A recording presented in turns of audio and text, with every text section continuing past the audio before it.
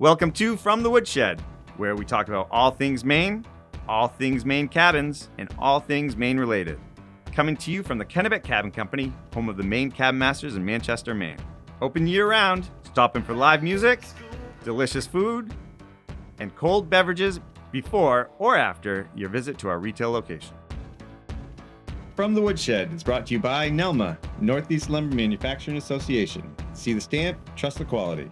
And Hammond Lumber, our building materials supplier. We're wicked excited to get started, so let's head on in. All right, guys, everybody, welcome to the Woodshed, season 6 of our podcast From the Woodshed, and the first live ever performance. We'll see how this goes. Today's guest is our friend Michael Rankin from Definitive Brewing. Round of applause for Definitive.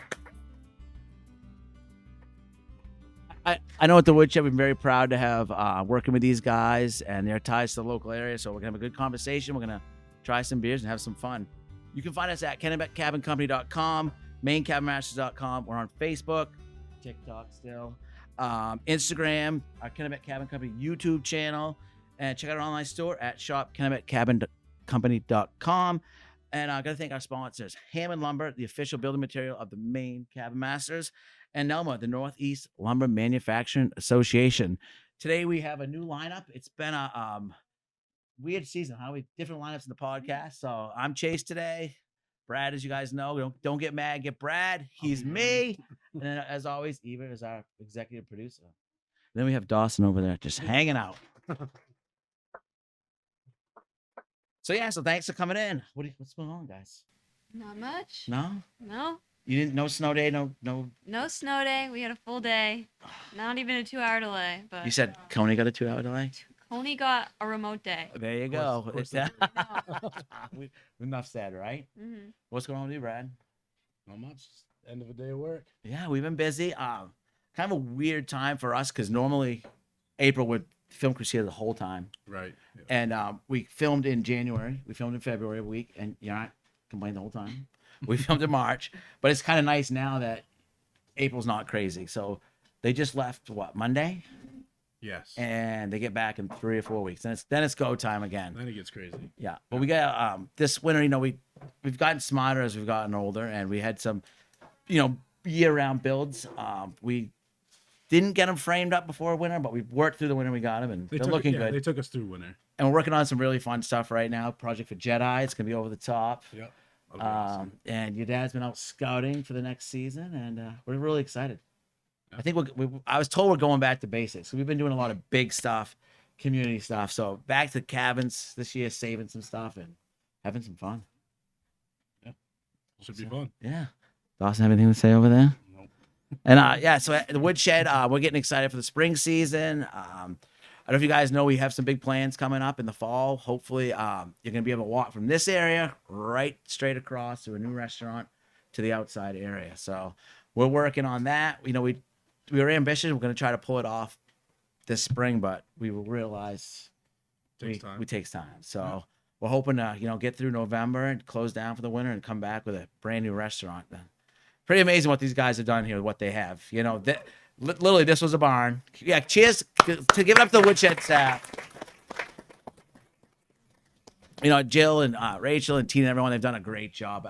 This literally was just a barn when we got this place. Stuff was full of stuff. And there was still hay in the corner. Remember, from the horses or from whatever animal. There's a 2-seater behind us, literally, right here in the alley. Yeah. And that was an apartment for, one of the family members. And lo and behold, what was it? I think it was COVID, right? No one was working. Yes. And we called you, and you and I and Chase kind of gutted it. Yeah. And Justin. Yeah. Yeah. What was that, 4 years ago? 5 years ago? 5 years ago. Time's going. I don't think that ladder has moved. No, that ladder is original, huh? Yeah. But one of the cool things about the plans we have is that we're going to retain this, this unique barn. We love this idea, and but having one smooth way to go over to the other areas is going to be awesome. So, fingers crossed. A year from now will be big stage. It'll be awesome.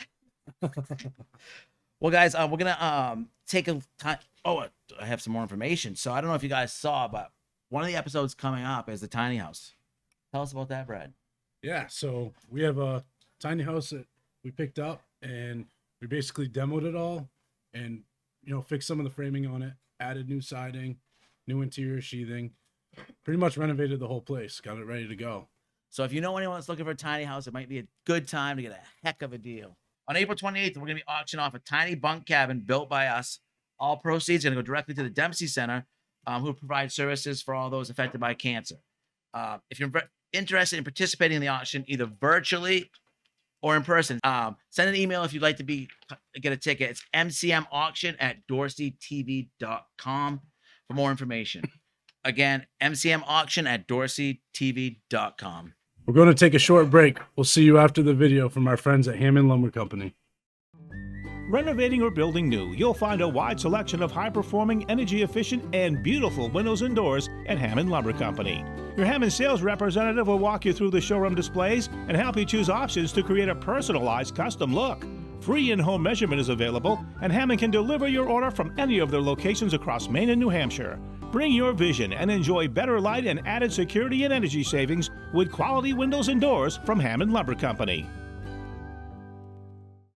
All right, we're on the air. And we are back with Michael Rankin, the president and CEO of Definitive Brewing. Welcome, Michael. Thank you. Thanks for having me. Yeah, so tell us about Definitive and how it got started. Wait, you missed a very important question. Oh, that was you. You said you were doing it. I guess I'm doing it. Your name's right on it. We don't know the answer. Big question. Water, coffee, or beer today, my friend? I'm going to choose beer. I can see we're drinking some beer. Yeah. So tell us real quick what you brought for us to try. Sure. So the beers I brought to try today are Czech Pilsner, the Shedhead IPA, flagship beer of the Woodshed, and one of our sours is called Late Night Blueberry Waffles. So Awesome. that'll be an interesting one for us. Well, I'm excited. I heard about that earlier today. Yeah. And then, because Eva's only younger than we want some sodas for her to try, because you guys have a beverage line as well. Yeah, we do. We have an orange soda, a lemonade, and a root beer, and we're happy that the Woodshed continues to carry those for us. Yeah, we're really excited to be working with you guys. You guys have local roots.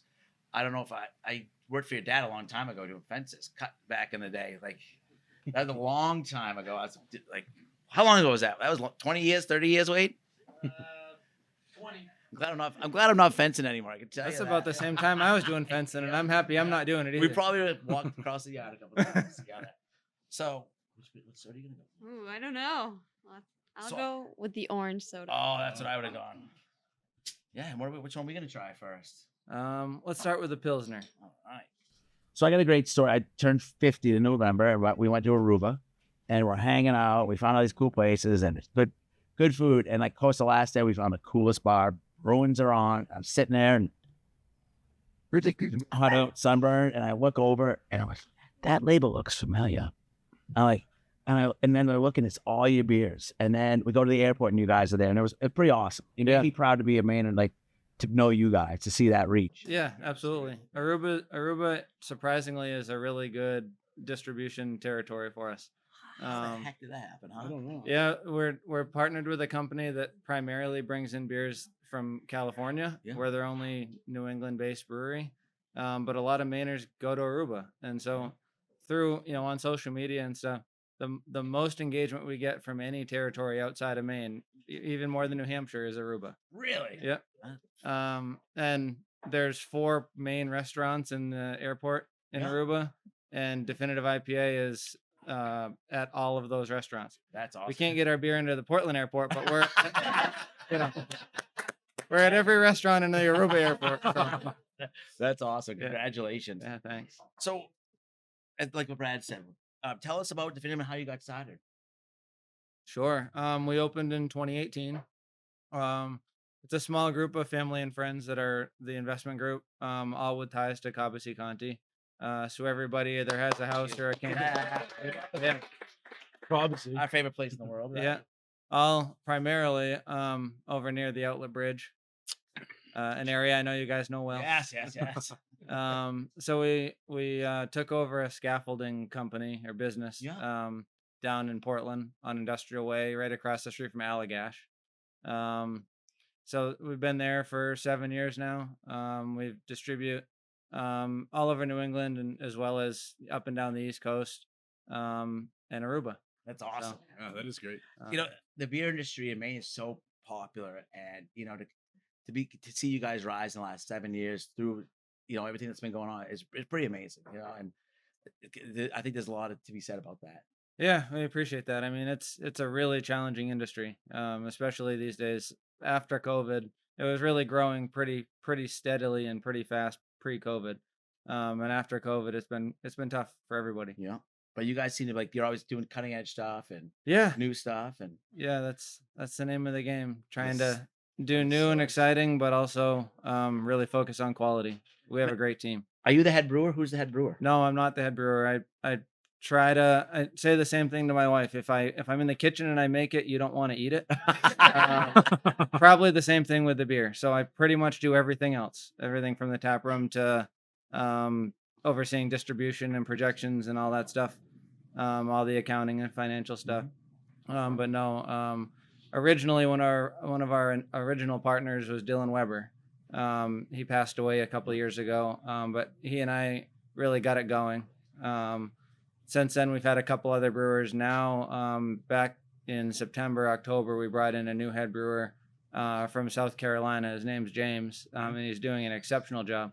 I think our beers are as good as they've ever been, and we feel really confident about our production team. They're doing a really good job now. That's awesome. Do you remember what we did a cabin for Dylan's family? Remember which one? No, which one? Well, 3 years ago, right on the west side of Cobbessy. They're the family that they'd all in Thanksgiving they would eat outside. They were down the little dirt road and it faced kind of offset. Pretty awesome. We've done a lot on Cobbessy. Yeah, so we it's sometimes so forget. It's we What color was the can?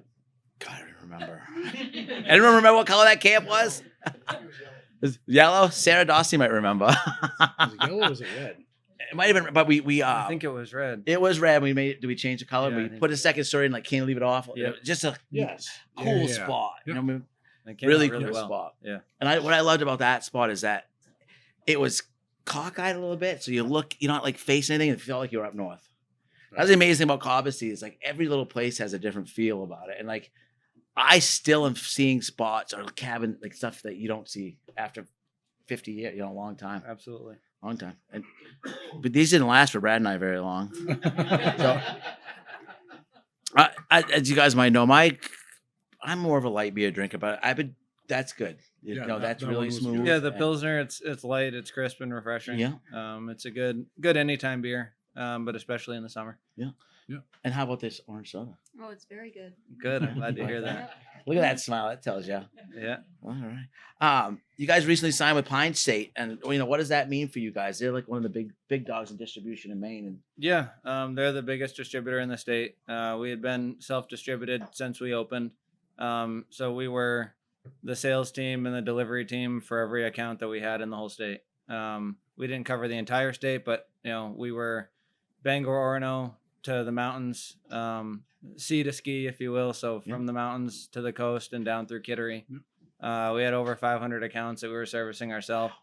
And up through last year, we've been in 45 Hannafords. awesome. Those are a challenge to navigate I bet. on your own. Yeah. So we decided that, especially with the kind of some of the changes and challenges in the industry, that working with a distributor and being able to leverage all of their resources and reach, that now is the time to do that. So now we're really happy to be statewide with them. There's a lot of good distributors in Maine, but Pine State is able to service the whole state as a one-stop shop, if you will. And they have a really good team. So you're not driving as much, which is probably Not as much, although I find myself up in this area for meetings more often than not. But no, definitely not as many deliveries to wherever we needed to. We had a good team. We had a sales manager and a sales rep and a couple delivery guys when we were doing it ourselves. But Pine State has 70 sales reps and all of the resources that we didn't have. So. That's good. Two main business partner. Yeah, absolutely. And the biggest thing, for me that I've noticed with working with them is everybody seems like they've been there 25 years. Yeah. It's unbelievable the amount of people that have been there for a long, long time. So I think that speaks highly of Nick and the rest of the team there, that they treat their people well, and it shows because everybody cares. They're happy to see me, and they want to sell our beer and do a good job. And it's been a good Which good is start. awesome. Yeah. So I don't know if you guys know, but in the beer industry, tap placement's huge, Absolutely. right? I mean, that's a huge thing. Like at ski areas and stuff, there's the big dogs will throw big money up, because I worked up at Show one time.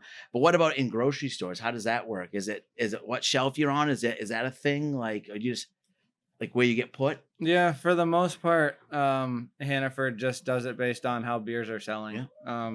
There's not as much wiggle room as you might think in grocery anymore. We were really fortunate 3 years ago. We got into 8 Hannafords as a starting point. Trigger's gonna say buddy. hi. He's being a good boy. And then we were able to show them in those 8 stores that our beer sold well, and they added us another 7 and then another 10. And then last year they said, what stores can you not service? And they put us in all the rest of them. So there were some outside of our territory that just didn't make any sense for us to try to get in Madawaska or whatever. Now we can be, in this next spring reset, Right. we That's should be in awesome. every Hannaford in the state, which would be great. That's awesome. As well as Shaw's and all of the, Rusty Lanterns and all that stuff. All of That's those. huge. Yeah. That's everywhere, really. Right. Everywhere up here. All right, what are we gonna try next? So next we have As Shedhead. thirsty as we are. Yep. Shedhead. So this is pretty awesome. You guys worked with us to do this. Yeah. The cans came out really awesome. This whole wild ride we've been on is crazy. And then you think like you guys did a beer with us. Like it's so cool. You guys gave us a tap handle. I'm gonna put my pool house someday to have. And thank you guys. And people love this beer in the summer when they come up, and we sell a ton of it. Awesome. No, this is a quintessential hazy New England IPA. What people think of when they think New England IPA. And we try to make this a very drinkable beer. There's a lot of IPAs out there that are a little thicker and almost a little chewy, and we want you to be able to have a couple of them. It's 6.5%.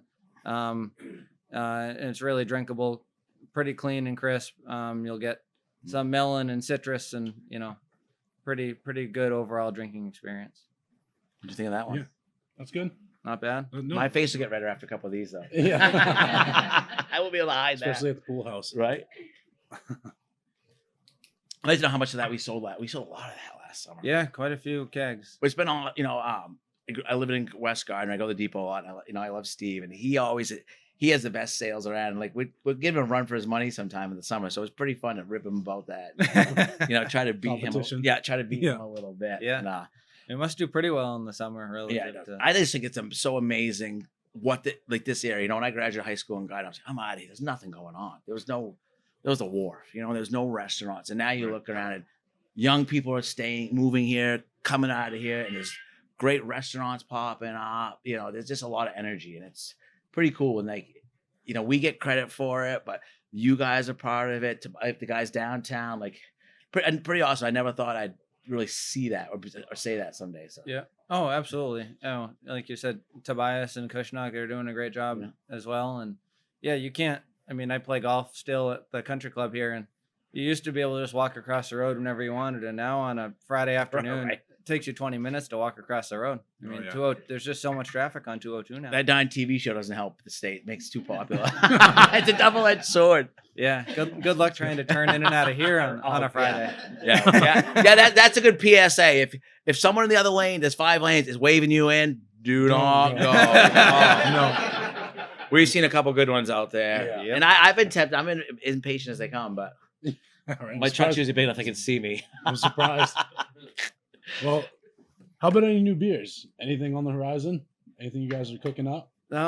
We make in the past, we've made a lot of new beers. That's one of the challenges with the industry now is that just with the economy in general, is people are spending less money.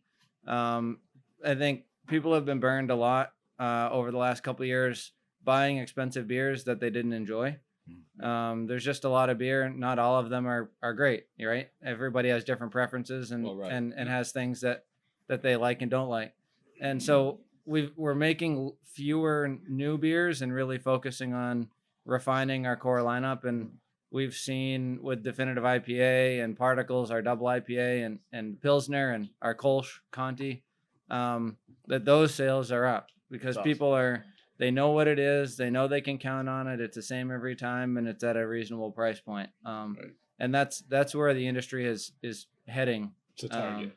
Right. We used to be able to, during COVID, we made 2 or 3 new beers every single week, and we had 150 people that every single Friday at noon, that was their weekly activity. They were poured out. They'd line up on the sidewalk 6 feet apart outside, and that was their engagement with their friends for months. Right. And we sold a whole bunch of new beers during that time, and even leading up to that, we were releasing almost 1 new beer every single week. I think the first 3 years that we were open, we released more than 150 unique beers. So on average, we released at least 1 new beer a week. Wow, 100. That's crazy. That was a pace that you weren't going to be able to keep up with forever. Especially post COVID, when people are really focusing on that's why we've seen the grocery area has been great for us, because Definitive IPA and Particles are really solid products in their category that people go back to, and they sell really well in the grocery store because you can grab a couple of them while you're doing your shopping, and you don't have to go to the beer store. In addition to that, Convenience. Yeah, we're a convenience society. Well, so one more question, then we'll go to the fans. Sure. You guys have a big anniversary coming up. What are any plans to celebrate? Yeah, 7 years is coming up in May. I think it's May 17th is that Saturday. We have a big party at the brewery. We typically we'll have 3 or 4 new beer releases, several food trucks, live music, a bounce house for the kids. So Bounce house, Dawson. Oh yeah. So swing by down in Portland if you can on the 17th. It should be a good party. And then last year, and I think as long as I'm still on Jill's good side, we'll do it again this year. We'll bring all the anniversary beers in and do on a Friday or something, and do a kind of the definitive anniversary lineup, here. Awesome. So yeah, and that'll be on our socials and your socials. So Yeah, stay tuned for that one as well. That'll be fun. All right, let's try the last beer and let's get that microphone out there. What do you think, Eva? Oh yeah. Think of all your questions. all right. All right. So the last beer you guys are tasting is it's called Late Night Blueberry Waffles.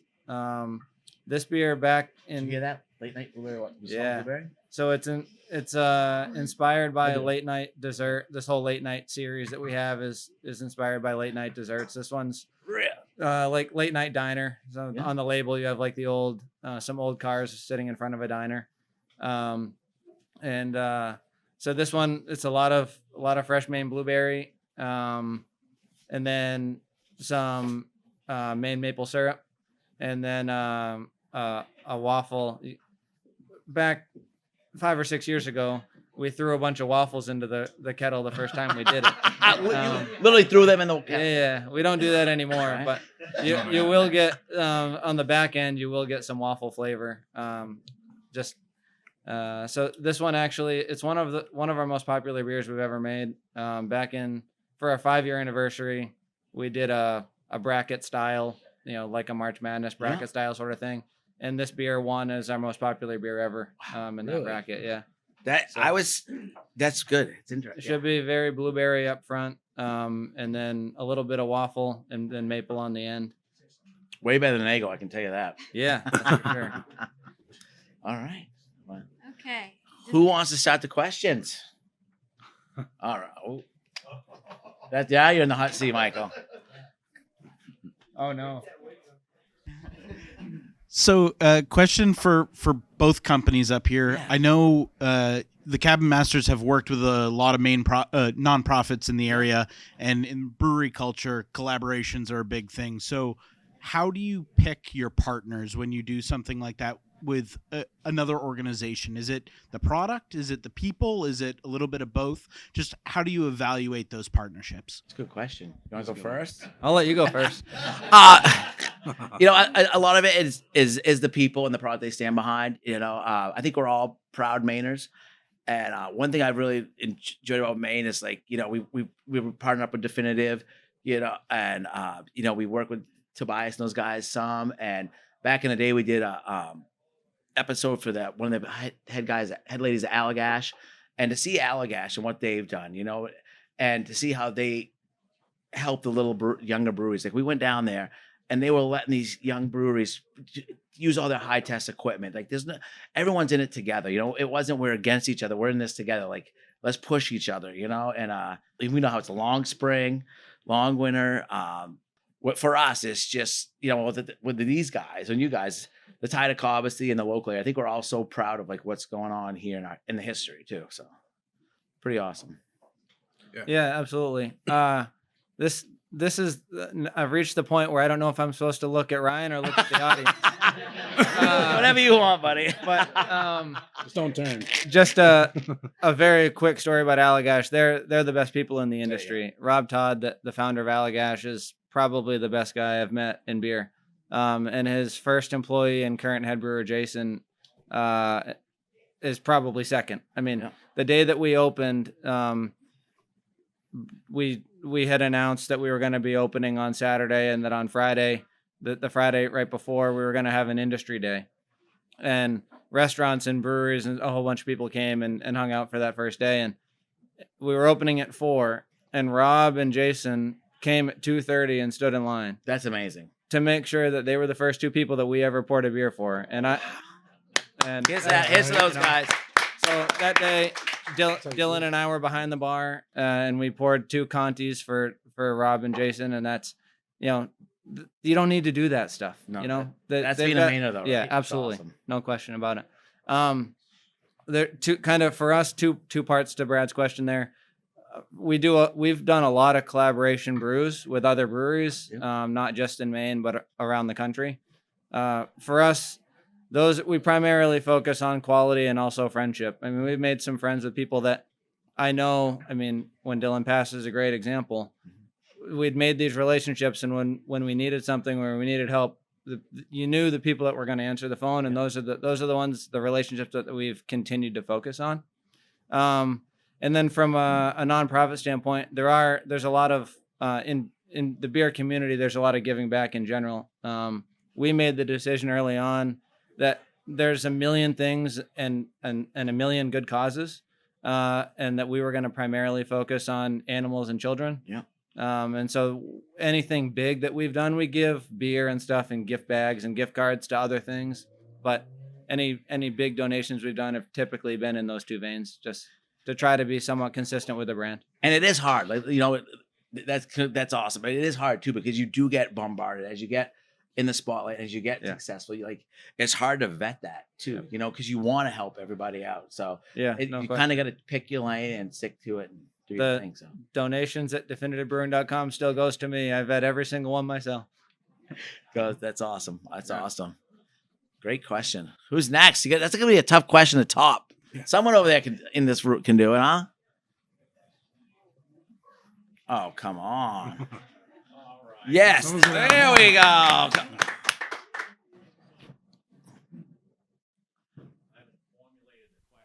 Quite yet, but my name's Michael Rankin. Hey, Mike. In 1994, I opened the 13th brewery in the state of Maine in a building right next to where they're currently brewing and across the street from where Allagash is brewing 1 year before Allagash opened. Wow. So I've been in the industry for a long time. Congratulations. So back then, it was like there was a lot of the mainstays, Geary, Shipyard. Like it's amazing. I was one of the OGs. Yeah. I brewed Katahdin beer. If anybody's any of the old folks back here maybe remember that. I also opened Baxter Brewing Company. Yeah. I'm responsible for Stowaway IPA. Oh, that's a good beer. So I've been in the industry for a long time. Obviously, I've seen a lot of changes, right? So I'm curious, Michael, what's the state of the craft brewing industry here in Maine right now?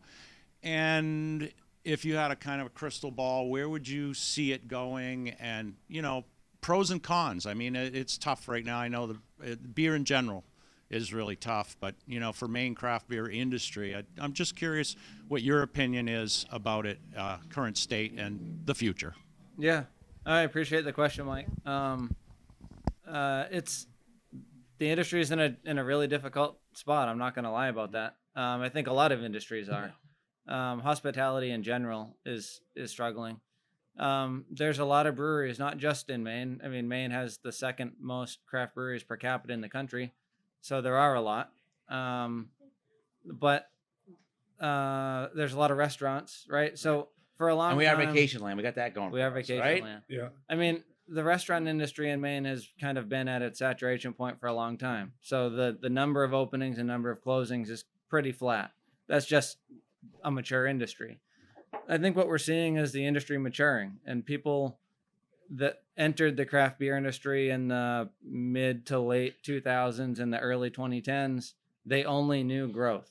So for the last couple of years, things have been declining, and a lot of the breweries that have been in the industry didn't know what that was like, us included. I mean, when we opened, every year was growth until after COVID, and I think that's going to continue. You're seeing consolidation. You've seen Lone Pine merge with a brewery in Massachusetts. You've seen Rising Tide merge with Oxbow. Some of that's going to continue to happen. I don't think that the industry is necessarily in trouble per se, but it's maturing, and it's just reaching a point that a lot of the people in it haven't seen before. And that's going to continue, like any industry as it matures, I think. I think you touched on that before, though, and you realize this is our niche. We're going to stay with our good products, Yep. and you're forecasting what's going on. And I agree. Like, I worked at the shipyard in 2007, 2008 during that recession, and one thing I did see is that people are still gonna, they might not travel as much, but people are still gonna come out to dinner and spend more time home and stuff. They're gonna have their drinks. They're gonna go out, and it might not be the crazy sales, but if you guys plan accordingly, I think you're gonna be okay. And like I said, we are vacation land. People are still gonna come to us, and I think having the foresight like you guys did is gonna be fine. Yeah, I mean, people, like I said, people are more conscious on how they're spending their money. So in the tap rooms, we're still seeing growth in draft sales. I mean, it takes a lot of effort to have all the events and to give people reason to come out. It's the to-go sales that are really the challenge. There's not a lot of margin, and not nearly as much margin on the cans, but the dollars are a lot higher. Yeah. And so that's everybody across the state is seeing that. It's amazing that in distribution, we're selling more beer in cans than we have year over year. And in the tap room, it's decreasing year over year. So that's still not something I'm able to figure out. Right. But it is what it is. It's 3 years in a row. I hear the kids aren't drinking as much. Right. The kids aren't drinking. That's what I hear, but I don't know. Right. Times have changed. She doesn't know, but How much longer do we have to wait for you to? we need all of your friends to. Right. You guys all get a discount. Okay, I'll Yeah. spread the word. Your sales are going to increase in 5. all of your 21st birthdays. Let me know. Oh, that's a great question. Thank you. Anybody else? Thanks, Michael. Bueller? No. All right. Okay, we do have a couple more fan questions. All right. First one is from Steve Watson. With so many breweries popping up around the state and New England, how do you guys stay competitive?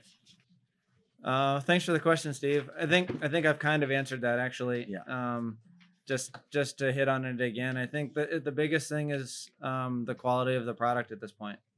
Really focusing on making the best beer you possibly can, and making sure that as people are being more and more conscious about how they spend their dollars, making sure that they want to spend it on your product. Yeah. And I gotta say, I'm like a smoke and mirrors. Like if I go, some people go in just by the labels and stuff, and your artwork is pretty awesome and pretty up there. Yeah, like, it really is. The whole artwork industry and the labeling is kind of pretty cool about in that industry, and like, but you guys are top notch. So who does all that design? For a long time, the first 5 years or so was the same person. A nice lady named Laura. She was actually Dylan's girlfriend, or became Dylan's girlfriend eventually.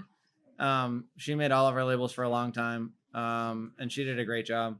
And then we've used a couple other designers since then, and now, for the most part, with a lot of the changes in technology, we're able to do a lot of the stuff ourselves. But we still have another guy named Mike, but his company's name is Label Gurus. Yeah. He does a great job. Anytime, he's the one that made the Shedhead label. Oh, that's awesome. He does a good job for us. I mean, how many years ago? Remember when you first craft beer came in a can. It wasn't even that long ago, right? Like 10 years. Yeah, it's 10, 8 years maybe. Yeah, I mean, it seems like they've been here forever, but that's amazing. It hasn't been that long. Hasn't been that long at all. 15 years. Got one more question? And from Mary Kearns, what is your most popular beer? We saved you the easiest question for last. Yeah. That's a tough one. By sales volume, Definitive IPA, our flagship IPA, is by far our best seller. Conti is our Kolsch. That was Dylan's passion project. That's named after Cobbossee Conti Lake. And that's actually our best-selling beer on draft. So Awesome. I'd argue that might be most popular. That's awesome. Well, Michael, we're very honored to work with you guys. We're proud of what you guys have done, and we really appreciate you guys being here. We look forward to having a fun summer and drinking a bunch of Definitive. So here's up for Definitive, guys.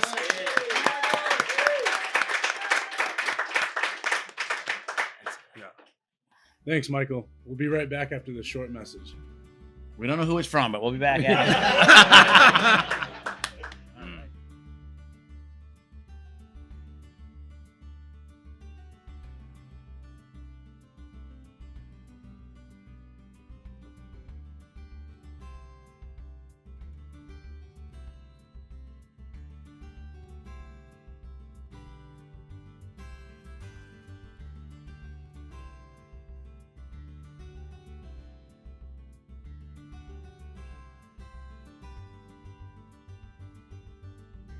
Well, welcome back, guys. We are having so much fun today. One of our favorite things is project pointers. And if you want to get involved, send your project video and any other question you might have to podcast at mainecabinmasters.com.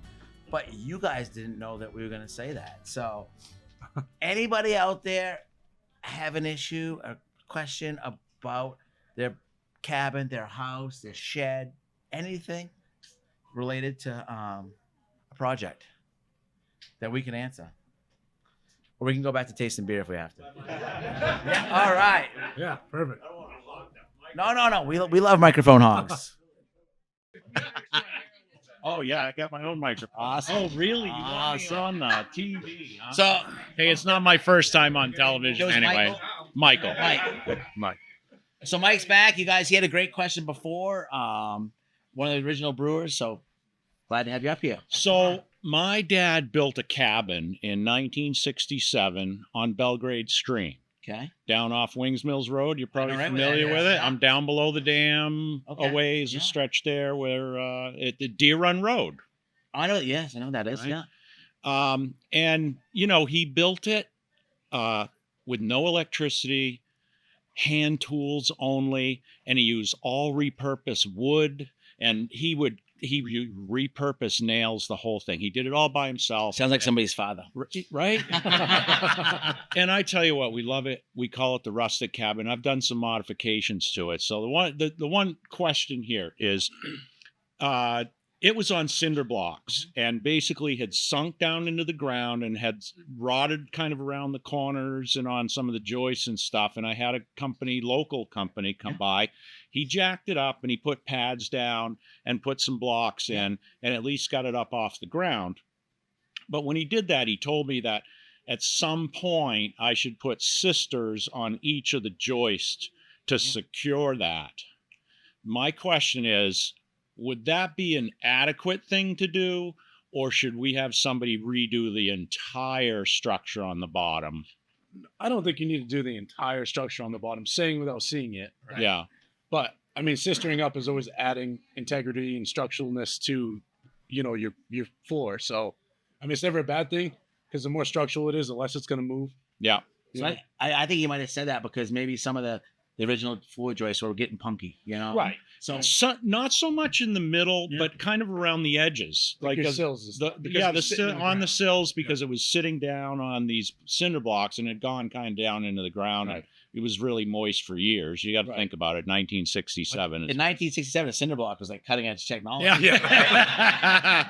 So Yeah. if you watch the show now, we do the same thing. We jack them up and Puck and post. we put the puck Yeah.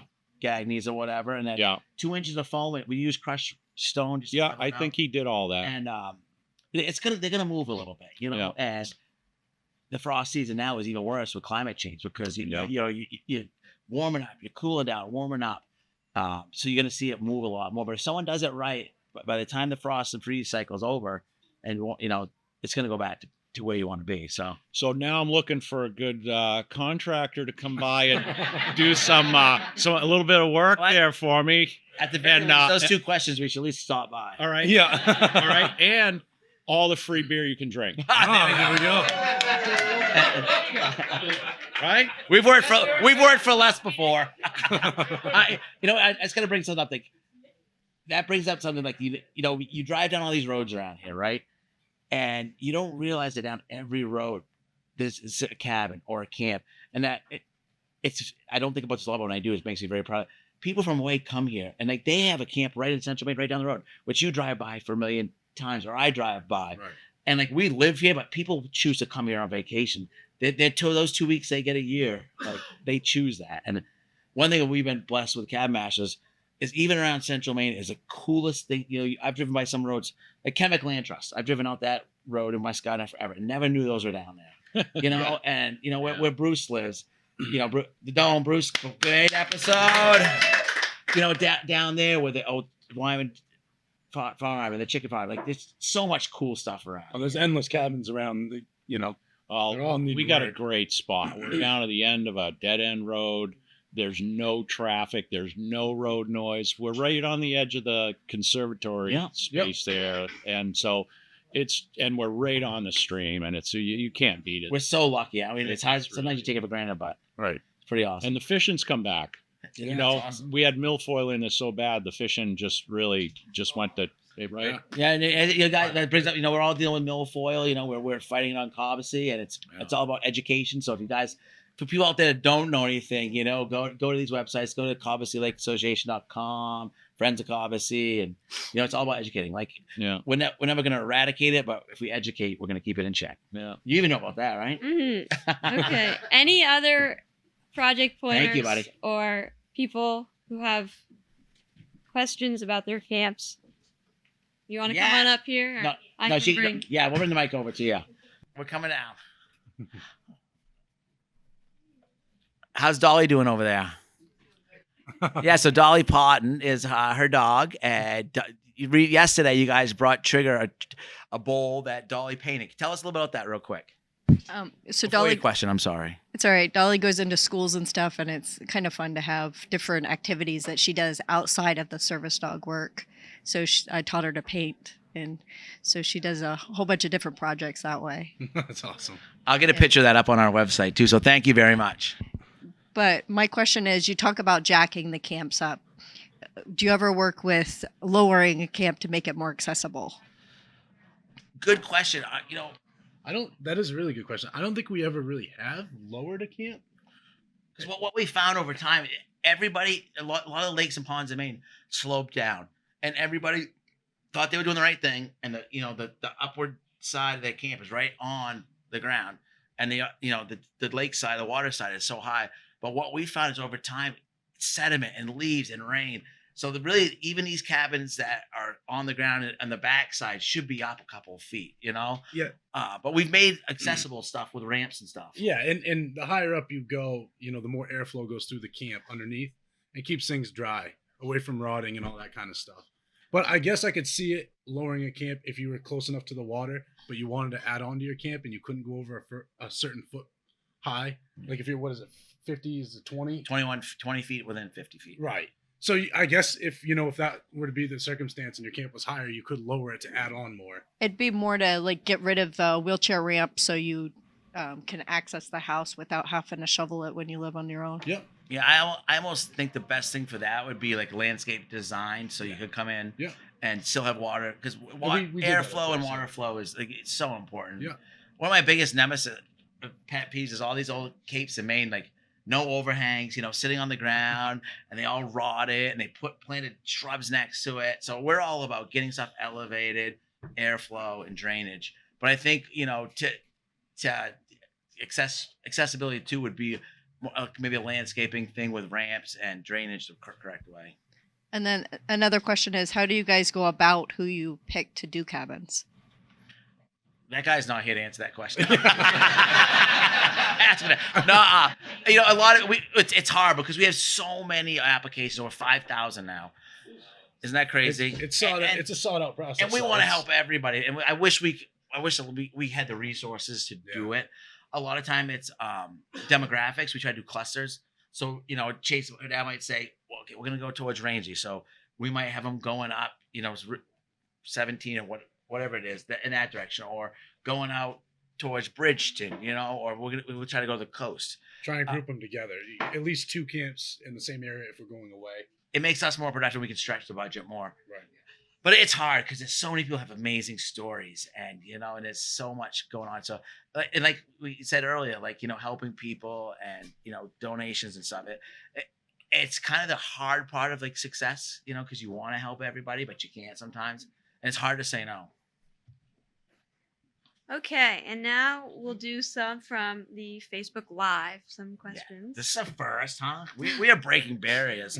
So these questions, we got the Facebook Live going over here.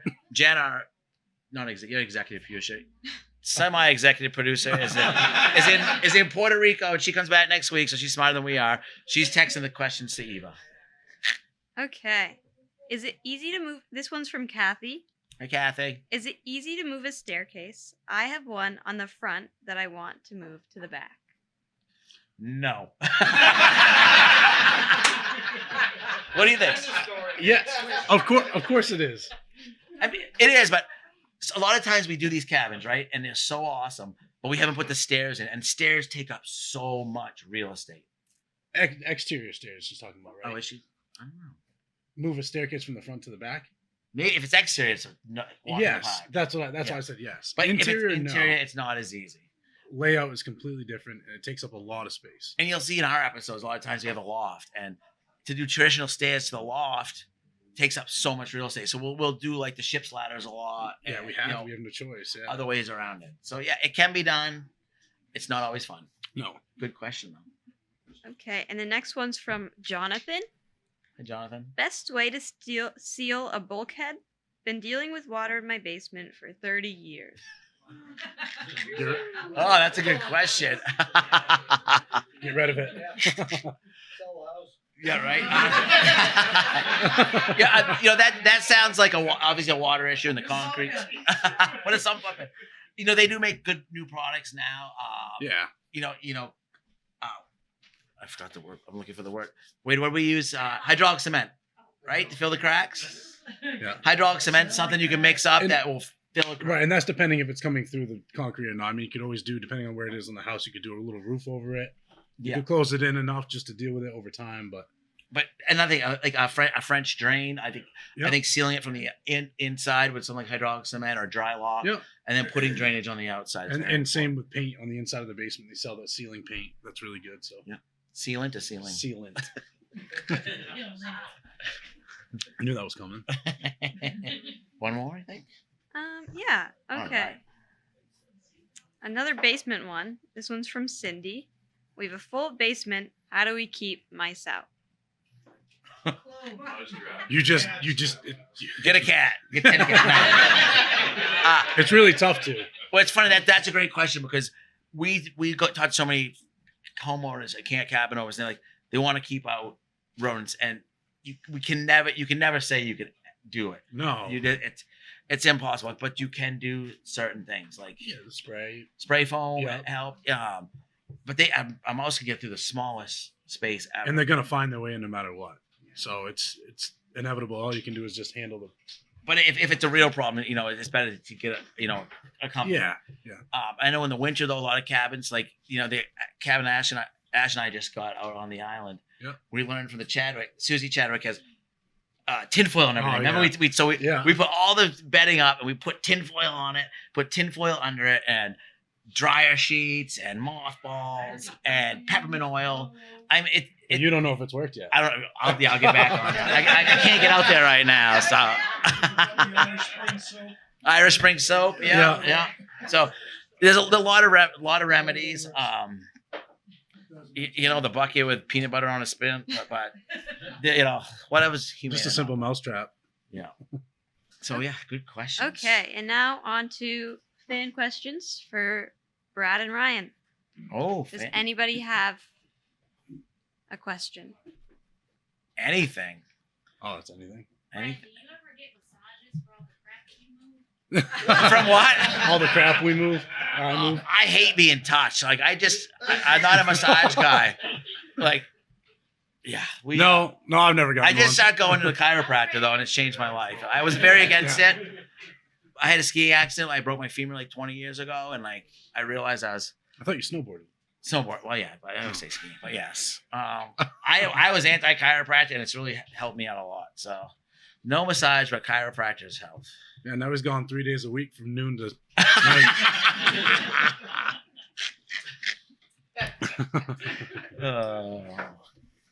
Is the price of lumber going to affect you for what's going on? So great question. yeah, I it's a good just one. Paul King, Ware Butler, I talked to him today. He stopped by the shop.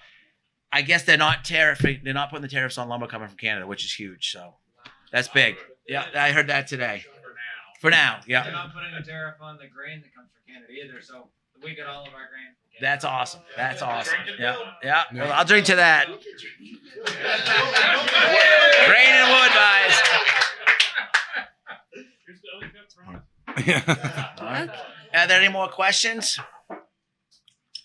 All right. Okay, we can do some from the Facebook Live. All right, a couple more. And we'll come. First one's from David. What's your favorite lake in Maine? No, come. You can't ask him that. Brad, you could. What's yours? Honestly, I don't know. I know mine. Pocasset. Yeah, you spend a lot of time. Mimi lives on Pocasset. Yep, we have. What's Trigger yours? loves Trigger. Pocasset. No, you love Cobbossy, don't No, you? he said China Lake. Oh, but you know, we're also lucky to live in Maine and all the amazing lakes, and it brings up another good thing, like our water quality and our lakes and our resources are what brings everyone here. So again, please educate everyone if they don't know about milfoil, because it's a big serious issue. So Yeah. I gotta plug that anytime I can, This one's from Tony. What's your favorite T-shirt you've received from a fan? Oh God. It's been Yeah. I mean, Bruce, the dome. Yeah. I went over there to beat Bruce, okay, and I look at this dome, and it's bad, and it was bad, and everyone knows I love the Grateful Dead, and Bruce is a big Deadhead, and So you automatically got it right then and there. well, no, he gave me the shirt that Jerry Garcia signed before I left. He goes, if you do this, I mean, I instantly was going to do it anyway. Yeah. But yeah, it was amazing, and like I said, I'm really excited about the big transitions we have here, because I've been given so many cool shirts and memorabilia. Like, I've been so blessed that people across the country, because of music and stuff, have sent me amazing things, and I can't wait to share it with everybody. It's pretty wild how generous people are, across. I mean, I've had a couple people, like, their husbands died, sent me all their shirts, and I don't know if you know, but old Grateful Dead and old band stuff is pretty expensive. It is market for it, but it's priceless to me. So thank you, guys. Everyone loves you guys. Oh, thank you. You want to end it on that one, or you got one more? We have time for one more. All right, last question. Let's make this good. This one's from Shane. How do you guys film? Do you bounce around different jobs? Yeah. Let's take that one, Brad.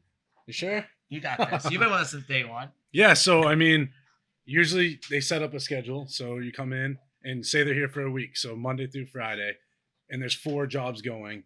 Sometimes they'll film, one day at one job, one day at another job, and then some day might be a special project day, and another day might be a, what do they call it, a no day? What is Prep day, No, or black. No, Black. Yeah. But so each episode has 5 days with a full film crew comes in, and the full film crew is a production company from Colorado, Dorsey. Here to them. Yep. That's usually the executive producer and a couple of people, and then we have some great people in Maine. Our sound guy Pete's been with us since day one, and the cameramen come from all over the country, but they're more in a union. And then as they work with each other, they're like, oh, I have the week off, or come here. It's a really cool industry, and some we have the same couple cameramen that come. But I mean, they literally come from the Kardashians. Literally left the Kardashians' house to us. Pretty cool. I'm pretty sure Didn't one come from The Biggest Loser a while ago? Yeah. The Biggest Loser. The Biggest Loser. And one thing that's been neat is that through the pandemic and COVID, we were like one of the only shows that kept filming, and we realized there's a lot of talented people in Maine. So we got a lot of local people too, which helps us out. Yeah. So here's some Maine. Yeah. Can I ask Cheers. one question? Of course you can. How big has your team grown since the 10 years you've been doing this? Or, so Well, you couldn't even it really. was just You you were guys at first, and I'm It's been an amazing ride. We've grown a lot. We've been blessed to have amazing carpenters. Sarah's here. Paul's running our wood shop. Here's there's so many people behind the scenes too. These guys deserve it. Yeah, absolutely. I just play a carpenter on TV now. It seems like, but we've been able to build a restaurant, and in the summer we probably have 20 carpenters. We're bringing in some JMG kids trying to do that. Yeah. So we've been lucky, and this has all grown, and like I said, we're very proud to be a part of this and part of Central Maine, and it's excited to see what happens. So who knows? JMG. Yeah. Tell people what Yeah, JMG is Jobs for Maine Graduates. It gets young kids in the trades. We're all about kids in the trades. We have some young kids that I've seen the trades change their world, and nothing more than seeing women in here. We have some badass female carpenters. One's in the house right now, Sarah. We have. Yeah. What's that? Yes, exactly. And with that said, we had two from GM Jobs for Maine grads coming in. We have two. One's a girl that's going to work in the wood shop with Benny, which is awesome. Awesome. And then one's a guy who's going to work. He wants to be a framer, so we're going to put him out in the field, and let him get taught. That's awesome. So getting that wood shop really expanded. Yeah, that's our big project right now is get the wood shop expanded. It's been nice to be. I don't know if you guys know, we took over the old Knowles Lumber. The owners there, Ware Butler bought them out, and they felt we were the right fit. So we're there now. It's been nice because we have some anonymity. Because if you come here in the summer and you say I had to come in to get something out of the office, it could take hours. Because I'm a talker, I'm a hugger, and I'm so grateful. I've learned now I gotta get fake being on my phone. Actually, what's going on? But out there we're a little more productive, and it's nice. But a lot going on out there. So yeah. So there's a lot of room down. There's a lot of room down there. Have you ever thought about moving and going down to expand? The rumor mill's been down around.